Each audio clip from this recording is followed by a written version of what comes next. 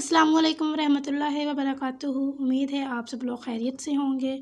आज के इस वीडियो में हमने स्टार्ट करना है limit superior and limit inferior को। ये बहुत ज़्यादा इम्पोर्टेंट टॉपिक है आपके ऑब्जेक्टिव के लिए, सब्जेक्टिव के लिए। काफ़ी ज़्यादा एमसीक्यूज़ आपके इन्हीं टॉपिक्स में से बनते हैं।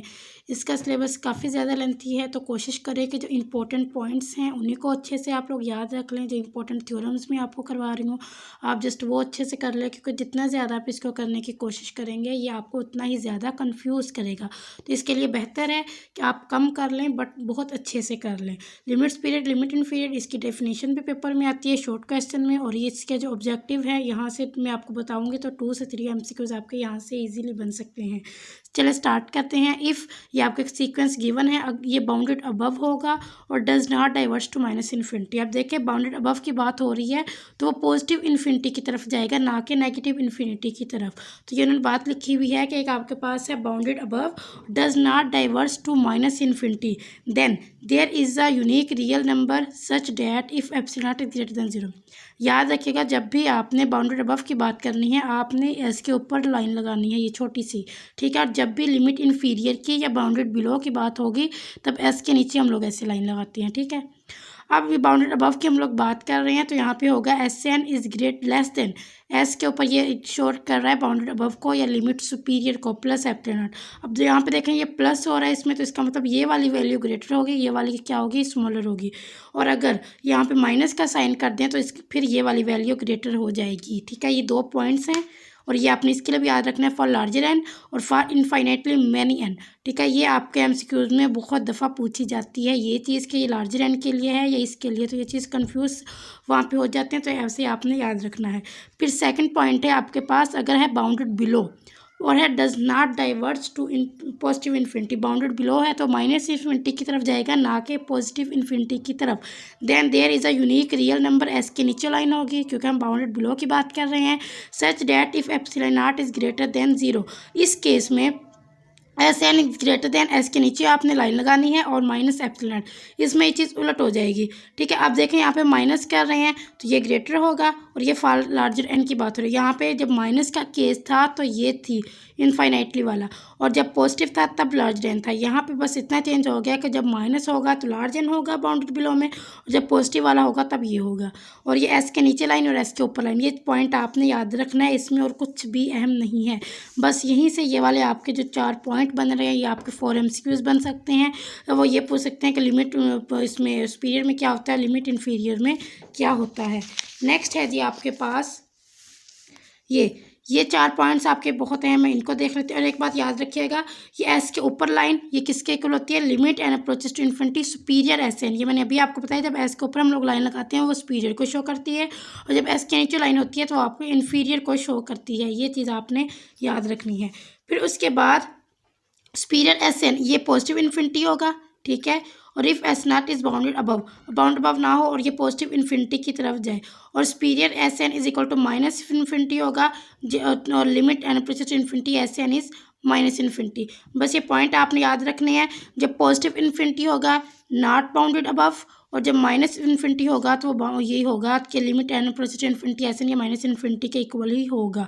फिर अब इन्फीरियर की बात करें, इन्फीरियर में वो माइनस, सुपीरियर में पॉजिटिव इन्फिनिटी के इक्वल होता है और इन्फीरियर में माइनस इन्फिनिटी के इक्वल होता है।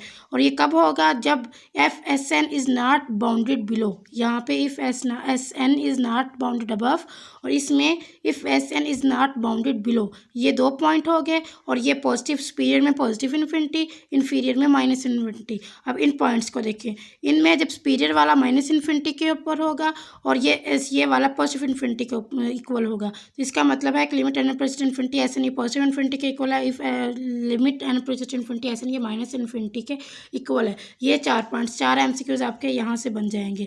इसके जस्ट आप एमसीक्यूज भी अच्छे से कर लें तो आप अच्छे से जीपीए ले सकते हैं, ठीक है। इसके बाद और भी बहुत से इंपॉर्टेंट पॉइंट्स ये भी आपके एमसीक्यूज के लिए, पहले ये देख लें, ये बात याद रखिएगा, जो सुपीरियर सुपीरियर और इन्फीरियर में सुपीरियर वाली ग्रेटर इक्वल होती है, या तो ये इक्वल होते हैं इन्फीरियर वाला सीक्वेंस और सुपीरियर वाला सीक्वेंस, और या फिर ये सुपीरियर वाली ग्रेटर होती है इन्फीरियर वाली से।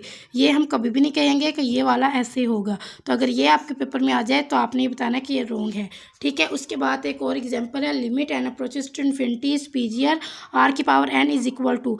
अब सुपीरियर के लिए लिमिट्स क्या होंगी? इन्फिनिटी कब होगा? जब आर इज़ ग्रेटर देन 1 होगा, आर का मोड। 1 कब होगा? जब आर का मोड इज इक्वल टू 1 होगा। 0 कब होगा? जब आर का मोड लेस देन 1 होगा। ये वो आपको देंगे और ये वो आपको एमसीक्यूज में पूछेंगे कि इन्फिनिटी के लिए क्या कंडीशन है, ग्रेटर देन 1 होगा, इन्फिनिटी होगा, लेस देन 1 होगा, 0 होगा, इक्वल टू 1 होगा, तो यहाँ पे 1 ही आएगा। ये सुपीरियर के लिए है।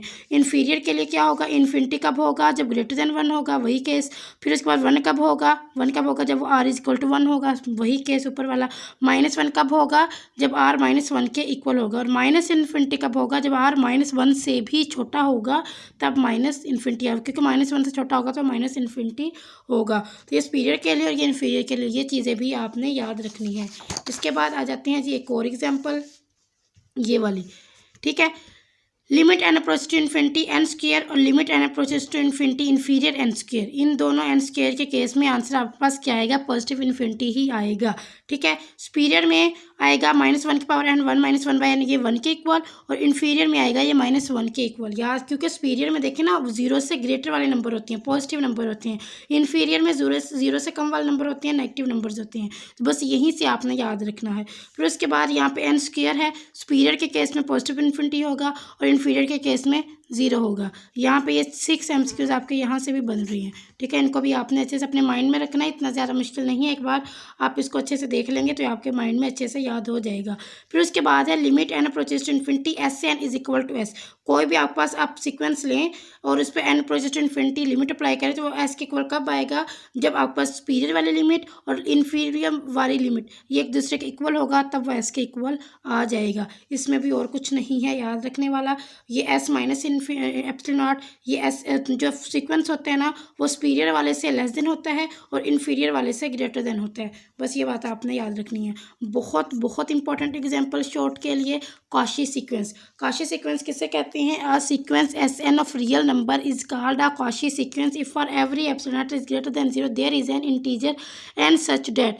अब देखें आपके पास कोई भी कॉची सीक्वेंस में आपने सबसे पहले ये लिखना है कि आप किसी भी सीक्वेंस को कॉची सीक्वेंस क्या कहते हैं? जब आपके पास एक हो एप्सिलॉन नॉट, ये कोई भी नंबर हो एप्सिलॉन नॉट ग्रेटर देन 0 और उसके लिए ये वाली कंडीशन हो फुलफिल, ठीक है। आपने 2 सीक्वेंस लिए, एक एस एन और एक लिया एस एम, इनको माइनस किया, ये लेस देन होगा किसके? एप्सिलॉन नॉट से। और इसमें जो एम और एन की वैल्यूज़ हैं ये ग्रेटर देन होंगी किससे?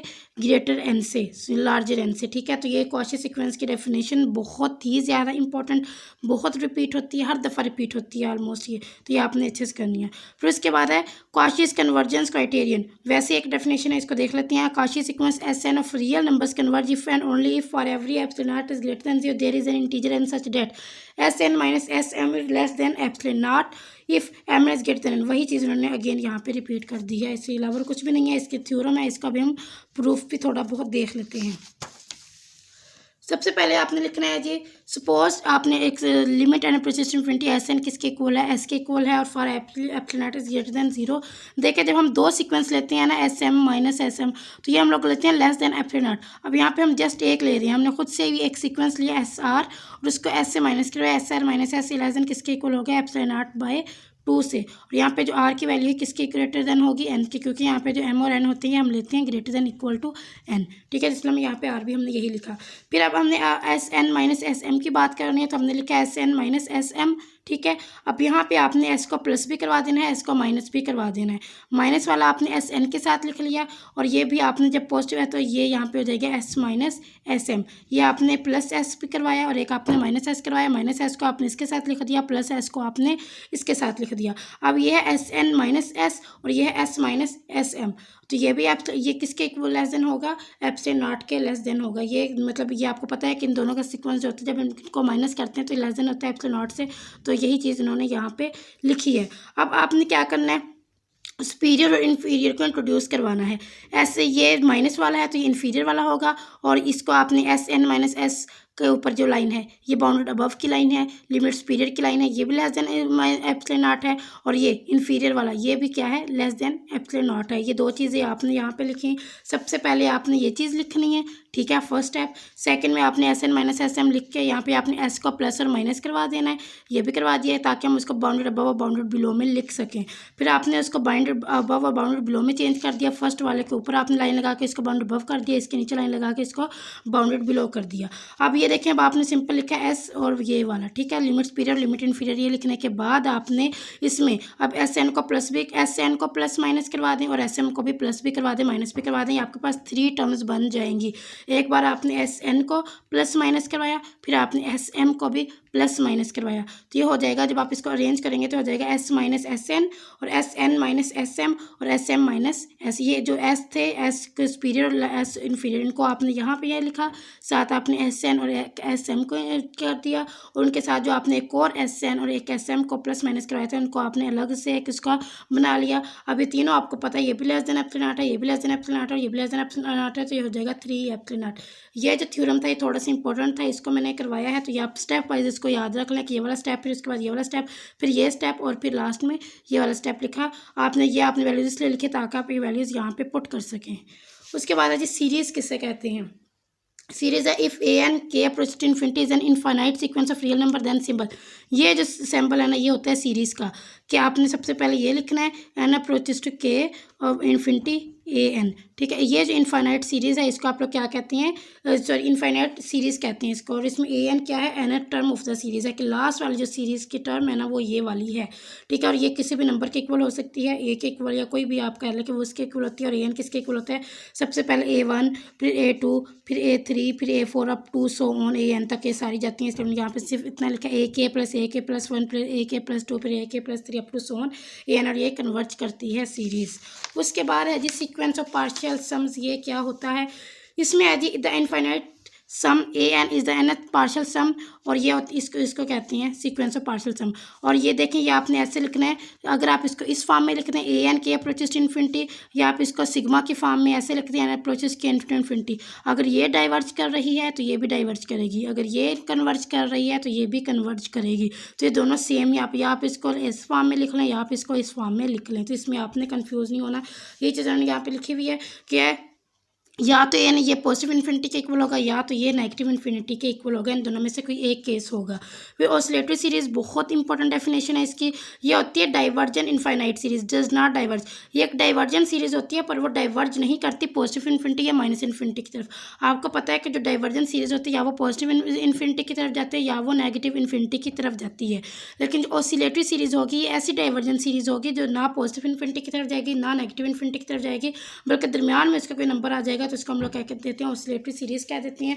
इसकी एग्जांपल मैंने दी हुई है R N approaches to 0 to infinity, और इसमें देखें ये वाली लिमिट होगी -1 से +1 तक, वो ये आपको देंगे ऑसिलेटरी सीरीज़ की एग्जांपल, और इसमें आपने लिमिट इस पर आपने टिक लगाना है। और ये किसके इक्वल होती है, 1 + r + r² + r³ + r⁴ up to so on r⁴n, ये किसके इक्वल होता है 1 - rn + 1 और 1 - r, ये भी चीज़ आपसे पूछी जाती है अक्सर, ठीक है। और rn 1/1 - r, ये भी किसके इक्वल होता है -1 से 1 तक इसकी वो होती है लिमिट, ठीक है। तो ये बात आपने याद रखनी है, आर एन की भी ये लिमिट होती है, 1/1 - r के इक्वल होता है ये आर एन, उसकी भी ये लिमिट होती है। और इसके जो ये सीक्वेंस होता है ये इस चीज़ के इक्वल होता है। ये यहाँ पे 4 से 5 चीज़ें आपने बस याद रखनी है। और अगर आर का जो मोड है वो ग्रेटर देन 1 होगा तब आपके पास पॉजिटिव इन्फिनिटी आंसर आएगा, और जब लेस देन -1 होगा तब आपके पास वो ऑसिलेटरी सीरीज़ में आंसर आएगा। देखें कि ये पॉइंट हो गया यहाँ पे याद रखने वाला, ठीक है, कि ये इसमें ये लिमिट होती है, फिर ये इस चीज़ के इक्वल होता है, फिर उसके बाद ये इसके भी ये -1 से 1 की तरफ जाता है। आर एन किसके इक्वल होता है 1/1 - r के, और इसकी ये लिमिट होती है।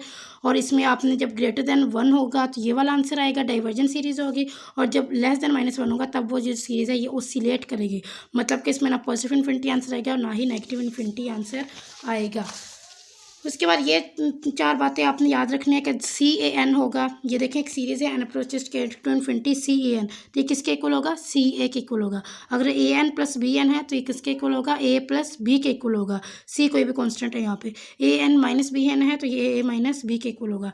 ये CA के इक्वल होगा, ये A प्लस B और ये A माइनस B, ये चीज़ें आपने बस याद रखनी है और इसमें कुछ भी याद रखने वाला नहीं है, ठीक है। उसके बाद है ड्रॉपिंग फाइनाइटली मैनी टाइम्स। इसमें आपने क्या करना है, AN किसके इक्वल होगा, सबसे पहले A0 plus A1 plus A2 plus A3 up to so on AN, और इसमें ये लिमिट होगी N is approaches to greater than 0, क्योंकि हम 0 से स्टार्ट कर रहे हैं तो ग्रेटर देन 0 होगी।